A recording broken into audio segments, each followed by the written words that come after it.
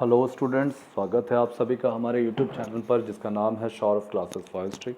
मैं आज MA semester 1 के सब्जेक्ट कोड CC3 जो है कंटेम्प्रेरी वर्ल्ड, इसका सिलेबस लेकर उपस्थित हुआ हूँ। हमारे आज के सिलेबस के अंतर्गत हम देखेंगे कि यह मूल रूप से 5 भागों में विभाजित है।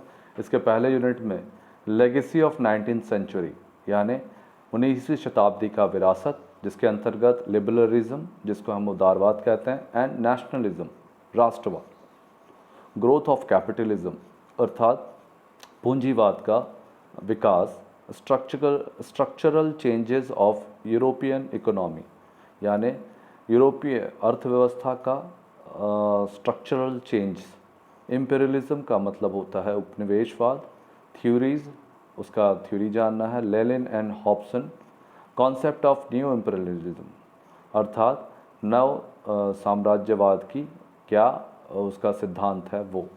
तो ये यूनिट 1 का भाग है। यूनिट 2 में हमें वर्ल्ड बिटवीन टू वॉर्स, दो विश्व युद्ध के बीच का विश्व, जिसके अंतर्गत हमें रशियन रेवोल्यूशन यानी रूसी क्रांति and emergence of socialist economy यानी साम्यवादी अर्थव्यवस्था का उदय, कलेक्टिव सिक्योरिटी जिसका अर्थ होता है सामूहिक सौदेबाजी एंड लीग ऑफ नेशन का मतलब है राष्ट्र संघ जो प्रथम विश्व युद्ध के बाद बना था और एंड इट्स फेल्योर, इसका असफलता। फिर हमें पढ़ना है ग्रेट डिप्रेशन का मतलब है विश्वव्यापी आर्थिक मंदी, इसका ओरिजिन अर्थात उत्पत्ति और इम्पैक्ट।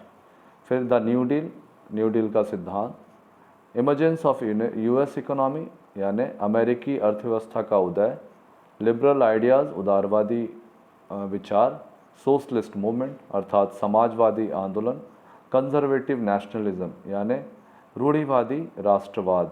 ये हमें यूनिट 2 में पढ़ना है।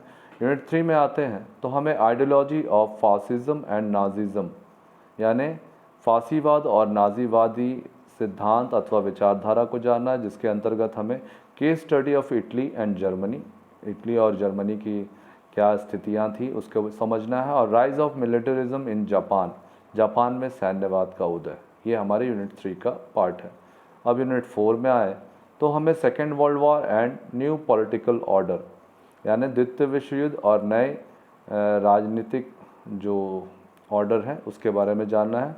From European to global war, यूरोपीय युद्ध से लेकर विश्व युद्ध तक, ओरिजिन, नेचर एंड रिजल्ट्स यानी उसकी उत्पत्ति, उसका स्वरूप और उसका परिणाम।